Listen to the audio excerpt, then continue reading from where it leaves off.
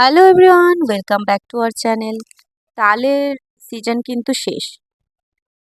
আমি তালের বড়া বানিয়েছিলাম খুব রিসেন্ট, তো ভাবলাম তোমাদের সাথে একটু শেয়ার করি আমি কিভাবে তালের বড়াটা বানাই। বাজার থেকে একটা পাকা তাল নিয়ে এসেছি। আর এই যে বাটি, এখানে 1 কাপ ময়দা রয়েছে, 1 কাপ সুজি রয়েছে, 1 কাপ নারকেল রয়েছে, আর চিনিটা সবার স্বাদ মতো দেবে। আর আমি এখানে নিয়েছি 1/2 কাপের মতন গুঁড়ো দুধ। দেখো, তালটাকে ভালো করে আগে ধুয়ে নিয়েছি। ধুয়ে এইভাবে আমি তালটাকে ছাড়িয়ে নিচ্ছি। একটু সাবধানে করতে হয়, কারণ অনেক সময় হাত কেটে যেতে পারে। আমি ঠিক এভাবে তালটা ছাড়িয়ে নিয়েছিলাম। এবার যে এরকম মশলা যে ঘষা হয়, এরকম একটা ঘষুনি আমি নিয়ে নিয়েছি, গ্রেটার। ওটার মধ্যে ভালোভাবে তালের কাঠটাকে আমি বের করে নিয়েছি। তালের কাঠ পুরো বের হয়ে যাওয়ার পরে আমি এরকম একটা বোল নিয়ে নিয়েছিলাম। আর আমি একটা এরকম বড় ছাঁকনি দিয়ে তালের কাঠটাকে ভালোভাবে ছেঁকে নিয়েছি, যাতে আঁশগুলো তালের বড়া যখন হবে তখন খাওয়ার সময় মুখে না পড়ে। এরপরে আমি তালটাকে মেখে নেব। দেখো, তালটা আমার মোটামুটি এই বাটির 2 বাটির মতন বেরিয়েছে, মানে কাপের 2 কাপের মতন। আর এখানে সব বড় কাপের 1 কাপ করে সব রাখা রয়েছে। আমি সব কটা জিনিস মিশিয়ে খুব ভালোভাবে মেখে নেব।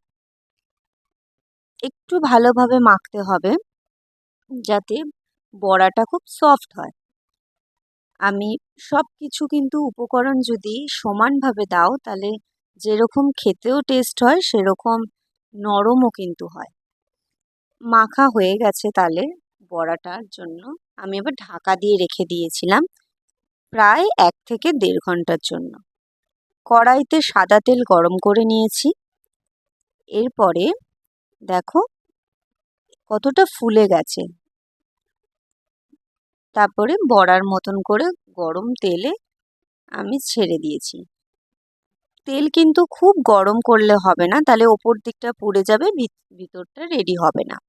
তাই জন্য তেলটা মিডিয়াম যখন থাকবে তখনই কিন্তু বড়াগুলো ছাড়তে হবে। আর খুব ফ্লেম হাই করেও বড়া ভাজা যাবে না, তাহলে ওপরে ওই লাল হয়ে যাবে। খুব ধৈর্য নিয়ে তালের বড়া ভাজতে হয়। দেখো, তালের বড়াগুলো তো খুব সুন্দরভাবে আমার ভাজা হয়ে গেছে। এরকমভাবে বাদবাকি তালের বড়াগুলো আমি ভেজে নেব।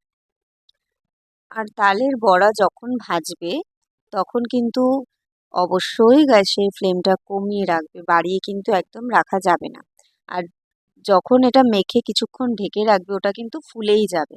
তার জন্য যখন বড়াটা দেবে, সাইজটা তোমরা তোমাদের পছন্দ অনুযায়ী দিও। আমি এরকম মিডিয়াম সাইজ পছন্দ করি, তাই খুব ছোট সাইজ আমি করি না। তার জন্য আমি এরকম মিডিয়াম সাইজেই বড়াগুলো দিয়েছি। আমার তালের বড়া একদম রেডি। তোমরা বাড়িতে কীরকমভাবে তালের বড়া বানাও সেটা অবশ্যই আমাকে একটু কমেন্ট করে জানিও। আমার ভিডিওটা ভালো লাগলে একটা লাইক, শেয়ার, সাবস্ক্রাইব করে দিও। Thank you.